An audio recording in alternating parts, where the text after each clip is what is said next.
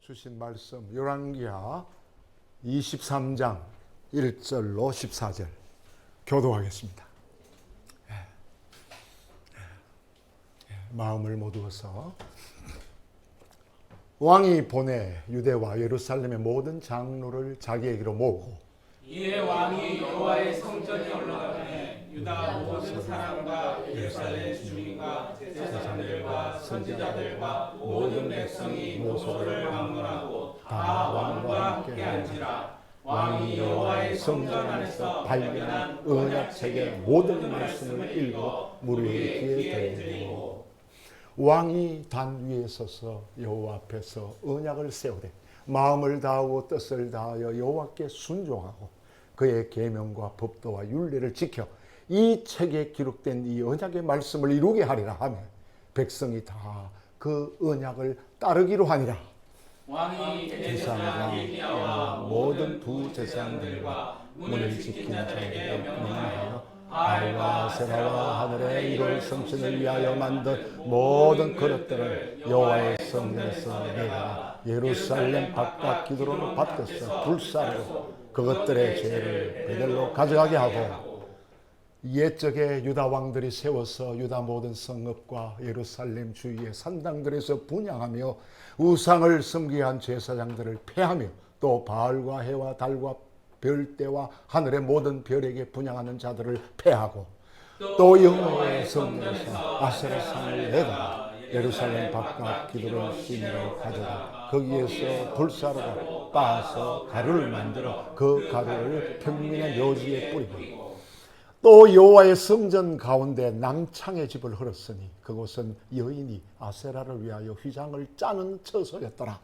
또 유다 각성에서 모든 제사장을 불러오고 또 제사장이 분하는 산당을 개발시부터 부엘세바까지 더럽게 하고 또 성문의 산당들을 헐어버렸으니 이 산당들은 그 성읍의 지도자 여호수아의 대문 어기 곧 성문 왼쪽에 있었더라. 산당들의 제사장들은 예루살렘 여호와의 제단에 올라가지 못하고 다만 그의 형제 중에서 무교봉을 먹을 뿐이었더라.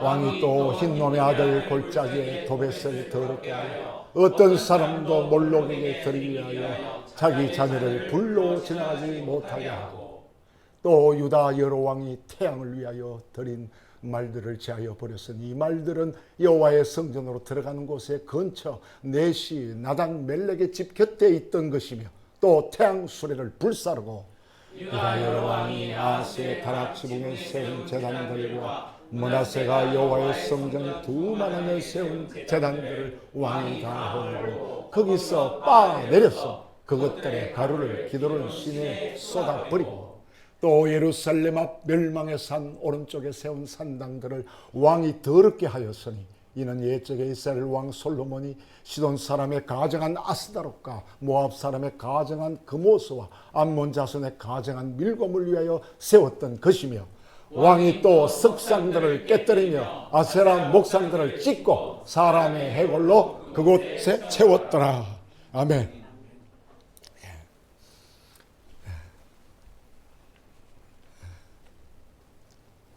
구약 성서 중에서 신명기, 여호수아, 사사기, 사무엘 상하, 열왕기 상하는 신명기 법전이라고 불리는데요. 이 신명기 법전의 가장 큰 특징이 바로 이스라엘 역사를 하나님의 말씀에 근거해서 평가하고 해석한다는 것입니다. 이스라엘의 가나안 정복, 통일 왕국, 분열 왕국에 이르는 전체 왕들이 주요 대상들입니다. 대다수 왕들은 나쁜 평가를 받았습니다. 여로보암과 아합이 대표적이죠. 그들이 당대에는 왕이랍시고 큰 소리로 떵떵거리면서 살았을지 모르겠지만요. 훗날 아주 혹독한 역사적 평가를 받았습니다. 전반적으로 나쁜 평가를 받은 왕들의 연대기에서 예외가 있죠. 다윗 왕입니다. 예외가. 그는 몇 가지 인간적인 잘못이 없지 않았지만요, 이스라엘 역사 속에서 가장 모범적인 왕으로 평가되었습니다.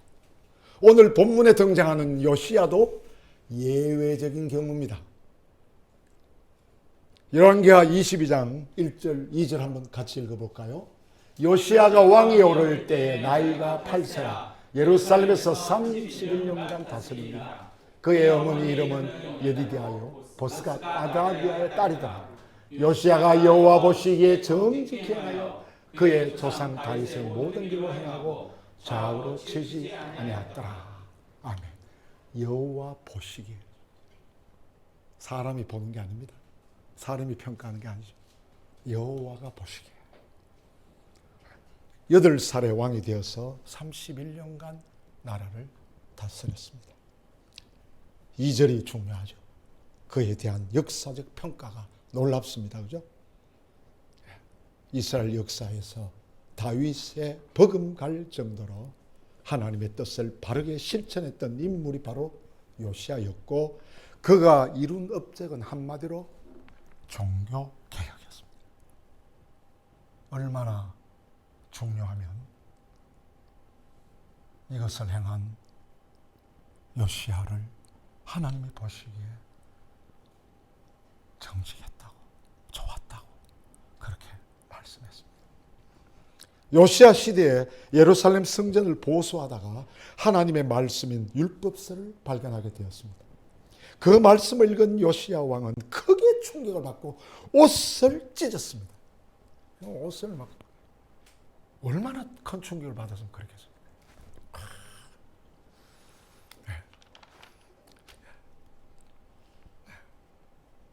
저는 옷은 안 찢어봤는데 기타는 막 두들겨 부순 적은 있습니다. 하도 세상 노래를 많이 불러가지고 그런 적이 있는데 옷은 이건 참. 요시야는 유다와 예루살렘의 지역 대표자들인 장로들을 소집했고요, 예언자, 사제죠, 제사장이죠, 모든 백성들을 예루살렘 성전에 불러 모아 이 하나님 말씀을 듣게 하였습니다. 모든 백성들이 여호와의 명령을 따르기로 서약했습니다. 그게 바로 열왕기하 23장 3절이죠. 같이 읽어볼까요? 왕이 다니엘서서 여호와 앞에서 언약을 세우되 마음을 다하고 뜻을 다하여 여호와께 순종하고 그의 계명과 법도와 율례를 지켜 이 책에 기록된 이 언약의 말씀을 이루게 하리라 하며 백성이 다 언약을 따르기로 하니라. 아유, 놀랍습니다. 그죠? 그 뒤로 요시야는 종교개혁을 구체적으로 추진하기 시작했습니다. 그 내용이 열왕기하 23장 4절 이하에 자세히 설명되어 있는데요, 그 내용은 크게 세 가지입니다. 혼합주의로 떨어진 여호와 신앙. 혼합주의, 떨어진 여호와 신앙. 혼합주의가 되었다. 그 세 가지가 뭔가 정리해 볼까요? 여호와 왕의 세 가지 계획입니다. 첫째가 여호와의 전안에 있던 바알과 아세라와 하늘의 별을 섬기는 서던 모든 기구들을 치우고 그걸 불살라 버렸습니다. 그러니까 우상과 관련된 기구들을 없애버린 거죠. 두 번째는 뭡니까? 각 지역에서 활동하던 가짜 사제들, 제사장들입니다. 요사야로 말하는 목사들이죠. 그 사제들과 우상을 예배하는 사람들을 그 지역에서 다 파면을 시켜버렸습니다. 그만두라. 거기에 종사하는 사람들을 다 파면해버렸습니다. 세 번째가 전국에 흩어져 있던 산당들을 폐쇄 조치했습니다. 그러니까 이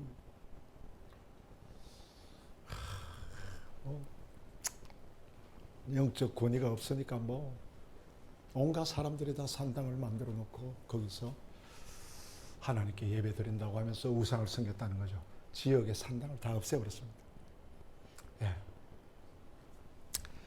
이런 조치들을 보면요, 그 당시에는 예루살렘 성전과 나라 전체가 완전히 우상 숭배에 찌들었던 것 같습니다. 그죠? 여호와 하나님에게 제사를 드리는 거룩한 장소인 예루살렘 성전 안에 바알과 아세라를 섬기는 기구들이 들어와 있었다는 것이 정말 이상하지 않습니까? 이 역사를 이럴 때마다 이스라엘 백성들, 유대인들 이거 어떻게 이럴 수가 있냐, 이거 기적을 그렇게 보고 참 이상하다 이거. 심지어 성전에 아세라 목상이 있었다고 합니다. 아무리 하나님을 향한 신앙이 약해졌다고 하더라도 아브라함의 자손인 그들이 바알과 해와 달, 성자와 하늘의 별에게 제물을 살라 바쳤다는 것도 너무너무 이상합니다. 그런 우상에게 제물을 바치는 전문적인 종교인들이 나라 전체에 퍼져 있었다고 하니까 그들의 상황이 어떤지 알만하죠. 요즘식으로 바꿔서 한번 생각해 볼까요? 쉽게. 교회 예배당에 십자가 없고 부처님 상을 여기다가 해놨다면 어떻게 하시겠습니까? 이 뒷방 기도실에, 우리가 기도하는 이 기도실에 점쟁이가 그린 부적들이 붙어 있다. 그럼 여러분 어떻게 되겠습니까? 요시야 당시의 예루살렘 성전과 유대의 모든 종교적인 행태가 정상이 아니었습니다. 여호와 하나님의 신앙이 크게 변질되고 오염되어 있었습니다. 어떤 사람들은 그들이 믿음이 없어서 그런 일을 저질렀다고 생각하지만요, 전혀 그렇지 않습니다. 어떤 사람들의 말, 참 믿음이 없다, 있다 없다 이런 말을 많이 합니다만은 유대인들이 믿음이 없습니까? 그들이 처음부터 바알과 아세라 목상을 예루살렘 성전 안으로 끌어들이지는 않았을 것입니다. 그들이 처음부터 우상을 섬기는 산당을 전국 곳곳에 세운 것도 아니었을 것입니다. 아주 천천히 그런 요소들이 그들의 신앙 세계 안으로 밀려 들어오기 시작한 거죠. 모든 변질과 왜곡은 천천히 자신들도 모르는 사이에 일어납니다. 요시야 시대의 여호와 신앙도 여전히 그런 과정 중에 있었습니다. 한편으로는 여호와 하나님을 섬기면서 다른 한편으로 바알과 아세라를 섬기는 것이었다는 거죠. 일종의 이것이 바로 혼합주의죠. 속된 표현으로 우리 많이 이야기하죠. 이거는 껌 먹고 알 먹고. 요거는 좀 속된 표현 같기도 한데, 님도 보고 뽕도 따고. 확 와닿죠.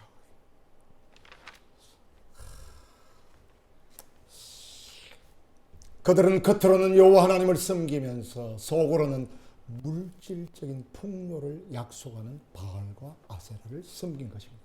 여기 나오는 우상들 전부 풍요와 잘 사는 것과 관계되어 있습니다. 지금 우리의 기복주의 신앙이 바로 그런 것이 아니겠습니까? 한국 교회가 그것을 전혀 이상하게 생각하지 않듯이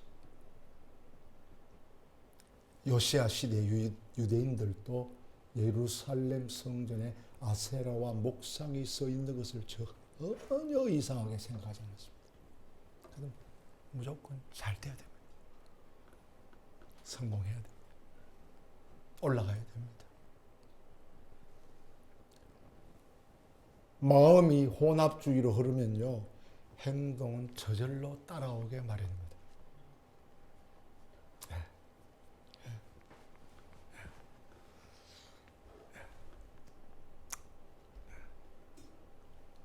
저도 모태신앙이지만 이렇게 살아봤기 때문에 압니다. 잘 안 되면 부끄럽죠.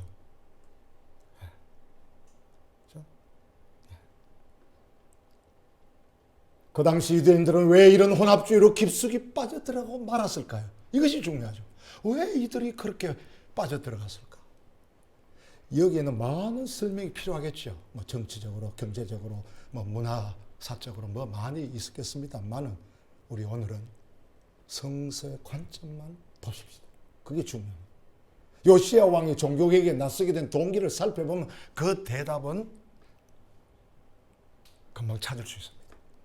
앞에서 지적한 대로 요시야는 성전에서 발견된 하나님의 말씀을 읽고 크게 충격을 받아서 종교개혁을 단호하게 실천했습니다. 그렇습니다. 문제의 핵심 뭡니까? 하나님의 말씀입니다. 여호와 하나님을 믿는 신앙생활에서 중요한 것은 바로 하나님의 말씀이죠. 그 말씀이 기준으로 제시되지 아니하면 사람들의 믿음은 순식간에 우상 숭배로 떨어질 수 있습니다.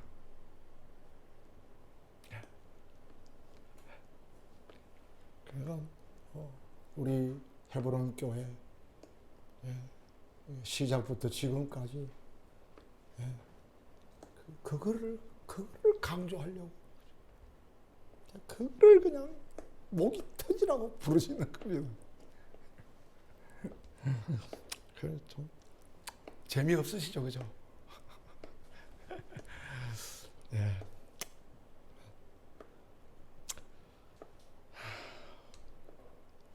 우리의 믿음보다도 잘 들으십시오. 우리의 믿음보다도 하나님의 말씀이 더 중요하다는 뜻입니다.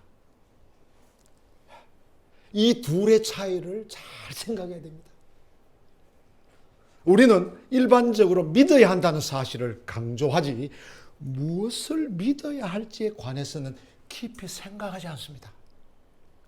하나님을 믿는다고 말하지만 그 하나님이 누구인지에 관해서는 별로 관심이 없습니다. 하나님 경험, 내가 믿는 하나님 경험,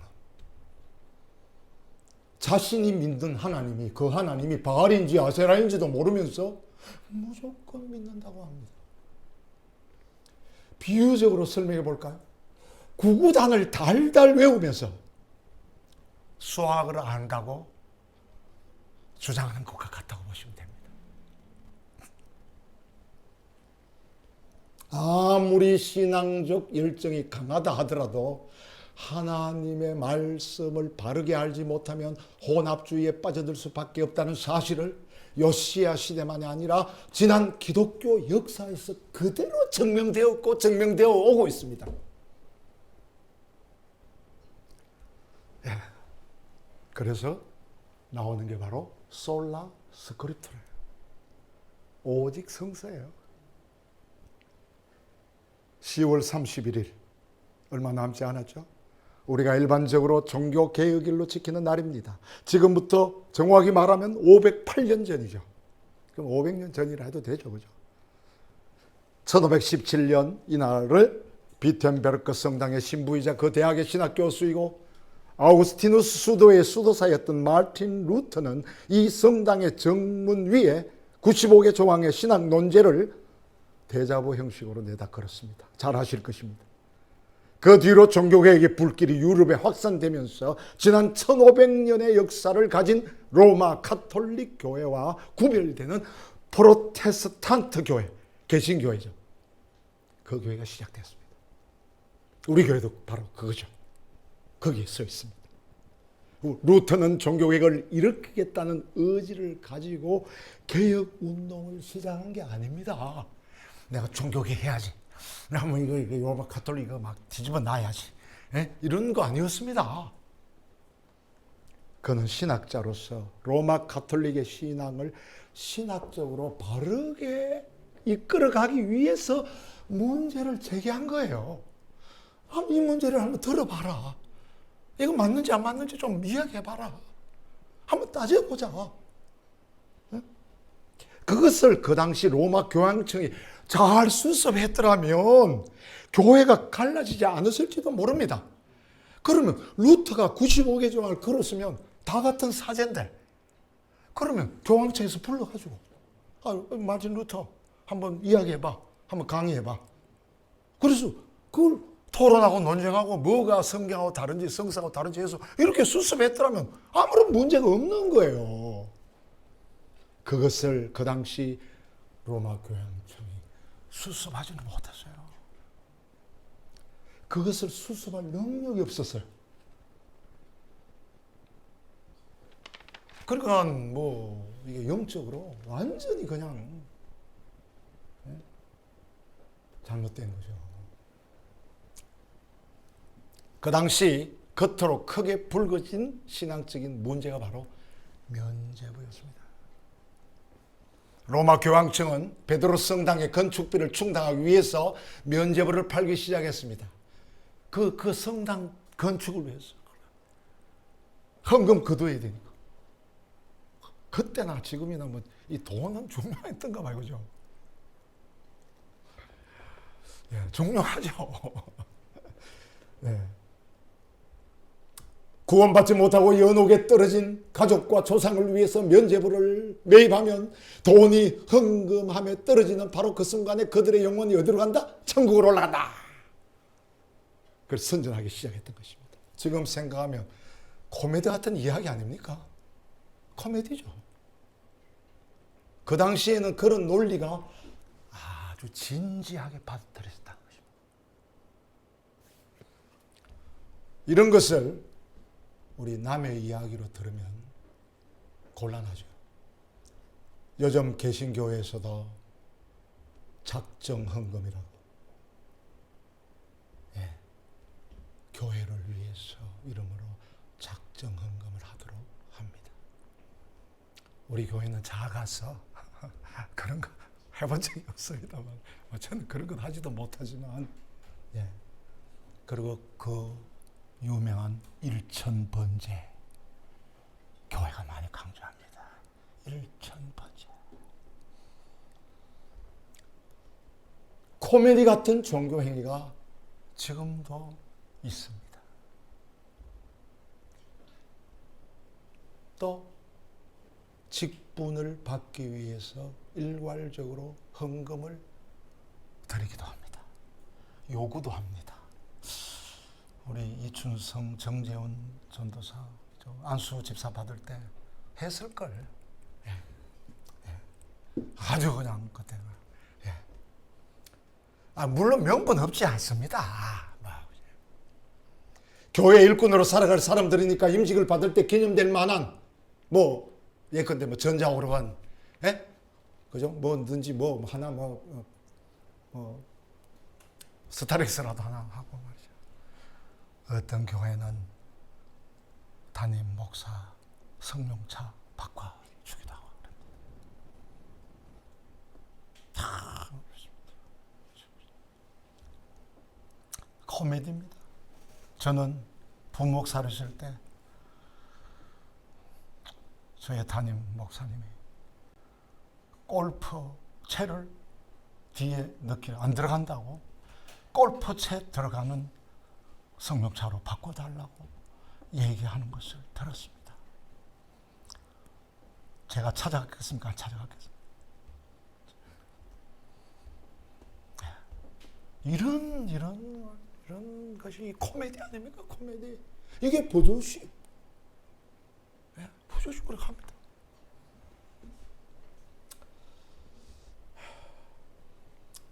이것은 500년 전 로마 교황청이 했던 면죄부와 다를 것이 하나도 없습니다. 그 당시 가톨릭 교회가 왜 이렇게 말도 되지 않는 일을 했던 것일까요? 이것도 우리가 왜 이런 일을 하느냐. 그것이 바로 마틴 루터의 신학이 말하려는 핵심입니다. 그게 마틴 루터가 95개 조항을 걸었던 거 이거. 예? 시간 되시면 꼭 95개 조항은 인터넷 찾아보시면 나옵니다. 예? 루터의 종교개혁은 세 가지 슬로건을 그대로 토대로 하고 있습니다. 첫째, 나오죠? 예. 오직 은총. 같이 읽어볼까, 이거는? 오직 은총, 솔라 그라시아. 인간의 구원은 우리의 업적이 아니라 오직 하나님의 은총이라는 주장입니다. 오, 얼마나 명쾌합니까? 성경이 바로 이거 이야기잖아요. 두 번째, 시작. 오직 믿음, 솔라 피데. 인간이 어렵다고 인정받는 길은 행위가 아니라 믿음뿐이라는 주장. 얼마나 명쾌합니까 이게. 다 하는 거 아닙니까 이거. 세 번째, 오직 성서, 솔라 스크립투라. 기독교인의 삶을 이끌어가는 기준은 교회가 아니라 오직 성서라는 주장입니다. 교회가 아니다. 성서다. 이거를 잘 가지고 있어야 됩니다. 우리 헤브론은. 예. 요시야 왕이 성전에서 하나님 말씀을 발견하고 충격을 받아 엄격하고 총체적인 개혁을 실시했듯이 그로부터 2000년 흐른 뒤에 마틴 루터는 다시 솔라 스크립타를 외치면서 종교개혁의 불씨를 당겼습니다. 어느 시대나 하나님의 말씀이 실종되거나 침묵하게 되면 기독교가 아주 쉽게 혼합주의에 빠져들 수밖에 없다는 사실을 가리킵니다. 루터가 솔라 스크립타를 외친 이유는 그 당시 로마 가톨릭 교회의 신앙 전통이 지나치게 교회 중심으로 흘렀기 때문입니다. 예. 가톨릭 교회가 가리키는 교회는 뭡니까? 성직자인 제사장, 사제죠. 그 당시에 사제라 그랬습니다. 성직자입니다. 목사로 말아주죠. 교회 중심이라는 목사가 제일 위에 있는 겁니다. 예. 가톨릭 입장에서는 할 말이 많죠. 예? 그들은 성서와 교황의 칙령을 동일한 권위로 받아들였습니다. 가톨릭이 하는 주장이 그것인데요. 성서도 뭐냐? 교회의 회의를 거쳐서 결정된 거 아니냐? 그런 종교 회의는 결정하려고 모은 종교 회의가 바로 교황에 의해서 소집되고 결정되기 때문에 교황의 권위가 중요하다는 거예요. 맞죠.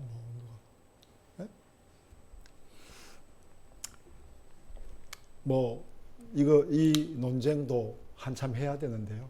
우리 설교시간에 할 수 없습니다. 여러분들이 한번 관심 있으면 인터넷에 들어가 찾아보십시오. 아무리 교황의 칙령이 나름대로 근거가 있다 하더라도 루터와 그 교황의 칙령에 판매된 면죄부 루터가 그죠? 아무리 그렇다 하더라도 근거가 있다 하더라도 교황의 칙령이 있다 하더라도 루터 시대에 교황의 칙령에 따라 판매된 면죄부를 루터는 용납할 수가 없었던 거예요. 아니다 이거는 이럴 수는 없다. 또한 교황의 이름으로 갈릴레이 같은 과학자들에게 행한 종교 재판. 그 당시 그 갈릴레이 돈 그거를 이단 취급했단 말이죠. 교회가 만저 재판도 마찬가지입니다. 조금만 잘못하면 이단, 마녀 화형시키고 엄청나게 했죠. 지금 로마 가톨릭을 이런 이야기하는 것은 비판하기 위해서 이런 말을 하는 거 아닙니다. 1526년이죠. 트렌트회에서 가톨릭도 면죄부 그렇게 하는 거고 그렇게 대사라 그래 전대사 한 대사 있는데 그 용서해주고 막 함부로 하는 걸 그래서는 안 된다고 결정했죠. 한 십몇 년 뒤에는 그 제정신이 돌아왔던가 봐요. 루터 때문에. 교회 성직자 전통이 성서보다 더 중요한 기준으로 제시되는 일들은 500년 전 루터 시대의 로마 가톨릭만이 아니라 오늘 우리 개신교에서도 여전하다는 말을 하고 싶은 겁니다. 오늘 우리 개신교에서도 하나님의 말씀보다 교회의 습관과 전통이 더 중요하게 다뤄지고 있습니다. 예배에서도 하나님의 말씀보다는 자꾸 회중의 종교적 감수성이 더 중요한 요소로 취급됩니다. 성도들의 종교적 감수성을 건드려야 된다. 그걸 잡아야 된다. 그래서 나온 게 열린 예배죠. 한국 교회는 하나의 트렌드가 됐죠. 그래도 우리 용어도 경배와 찬양, 우리도 그랬잖아요. 우리는 예배 안에 넣어서 해서 아주 좋죠. 이러한 예배들은 전형적인 혼합주의입니다. 하나님을 예배하면서도 동시에 신자들의 종교적 갈망을 만족시키겠다는 것이니까 말이죠. 오늘 한국교회의 가장 뿌리 깊은 혼합주의는 물질 만능주의입니다. 큰 교회가 큰일한다. 예, 큰 교회 안 하면은 뭐 정말 참 이름도 못 내고, 예, 자리도 하나 안 줄 정도로 말이죠. 자본주의라고도 할 수 있고 신자유주의라도 할 수 있는 이 물질 만능주의는 오늘 전 세계를 사로잡고 있는 일종의 유사 종교입니다. 유사 종교. 저는 그렇게 말합니다. 여기서 뭐 정치와 경제는 언급하지 않겠습니다. 그들은 노골적으로 부를 삶의 핵심으로 삼고 선전하는 사람들이니까 그러려니 할 수 있습니다. 오케이. 막 그 사람 모르니까. 문제가 뭡니까? 하나님의 나라를 기다리는 우리 기독교인들입니다. 기독교 신앙이 이 세상에서 잘 먹고 잘 사는 것으로 떨어지고 있습니다. 일전에 몇 달 됐습니다만 시간이 있어서 모 대형교회 목사님의 설교를 들을 기회가 있었습니다. 그분이 말하는 핵심은 딱 한 가지였습니다. 예수 잘 믿고 기도 열심히 하면 세상에서 성공합니다. 아멘. 심지어 뭐라고 말하느냐? 1억 원 11조 헌금할 수 있도록 기도하십시오.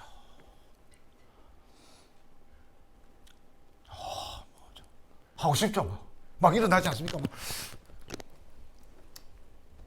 이런 방식이라면 결국 기독교 신앙은 처세술이 되고 말이죠. 이것은 분명한 혼합주의입니다. 기독교를 자본주의와 섞어 놓은 것에 불과합니다. 혼합주의의 특징이 뭡니까? 사람들이, 인간들이 좋아하는 것만 골라서 밥상을 차린다는 겁니다. 그러니까 목회자 다 모여가지고 그거 생각하는 거예요. 그거. 죽은 다음에 천당에 가고 싶어서 예수를 믿습니다. 살아있을 때 성공하고 부자가 되고 싶어서 자본주의를 끌어들이는 것입니다. 이런 혼합주의의 성격이 강한 교회일수록 교인들이 많이 모입니다. 왜냐하면 민중들은 바로 이렇게 자기의 종교적인 취향과 세속적인 욕망에 따라서 움직이기 때문입니다. 그러나 이런 혼합주의는 오래 가지 못합니다. 당장은 구미에 당기는 듯 해도요, 일시적으로 사람들이 모일지는 모르지만 우리의 영을 살리지는 못하기 때문에 결국 망합니다. 우리의 펀유마를 살리지를 못하는 거예요. 하나님은 영이신데 이 펀유마를 살리지. 이게 우리 헤브론 교회가 눈물로 기도하고 몸부림치고 지금까지 달려온 거예요.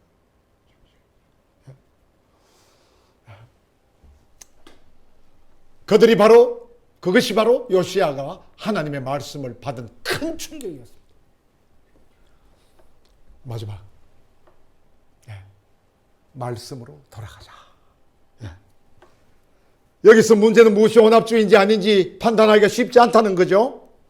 대부분의 신자들은 기독교 신앙의 본질이 무엇인지 전혀 모른 채 또 알려고도 안 해요.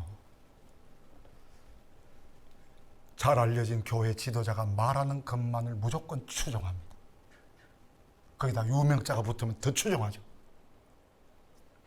어딘가 이상하다는 생각이 들더라도 이거는 좀 내가 성경을 읽고 기도하고 하니까 이건 아닌 것 같은데 그 들더라도 다른 사람들도 그렇게 하니까 내가 좋아하는 사람이, 나를 이끄는 사람이, 전도한 사람이, 나를 한 사람이 그걸 하니까 나도 그렇게 해야지 되죠. 그것이 옳은가 하고 막 따라가는 겁니다. 요시야가 계획을 추진하기 직전까지 많은 사람들이 바알과 아세라를 섬긴 것이 왜 문제인지 몰랐던 것처럼요. 조금 눈치챘다 하더라도 감히 거기서 뛰쳐나올 수가 없었듯이 이런 역사가 오늘 또 반복됩니다. 이런 혼합주의에서 벗어나는 길은 오직 한 가지입니다. 요시야 왕처럼 하나님의 말씀을 발견하고 거기서 심각한 위기를 체험하는 것입니다. 우리가 그런 충격을 받지 못한 채 신앙생활에 매달린다면요, 우리는 관성의 법칙에 따라서 혼합적인 신앙생활에 안주하고 말 것입니다. 안타깝게도 오늘 한국 교회는 하나님의 말씀에 관심이 없습니다. 우리는 관성의 법칙에 따라서 혼합적인 신앙생활에 끌려가고 있다고 봅니다. 성세에 대한 열정은 많아요. 성세에 대한 열정 굉장히 많아요. 그것을 알고 싶어 하는 사람은 많지가 않습니다. 하나님의 말씀이 성서가 뭐냐? 교회 성장의 도구로 떨어지고 말았습니다. 교회 성장의 도구예요. 사람 데리고 오는 도구가 되어버렸어요. 교회 부흥을 위해서 하나님 말씀을 이용하고 있을 뿐입니다. 이런 방식으로는 하나님의 말씀이 절대로 살아날 수 없습니다. 시간이 갈수록 하나님의 말씀에 관한 영적인 관심은 무뎌지고 대신 교회의 여러 행사에만 재미를 느낄 뿐입니다. 이런 데 머물러 있는 한 우리는 결코 신앙의 혼합주의를 벗어날 수가 없습니다. 500년 전 루터와 솔라 스크립트를 외쳤는데 2600년 전 요시아는 율법의 양폐지를 발견하고 종교개혁을 했는데 바로 그 하나님의 말씀만이 우리를 혼합주의라는 유혹에서 건져낼 수 있습니다. 하나님의 말씀에 온전히 마음을 쏟는 것이야말로 종교개혁의 시작이고 마무리입니다. 그러니까 여러분, 자꾸 말씀이 일주일 동안 여러분 마음에서 머리에서 떠나지 말아야 돼요.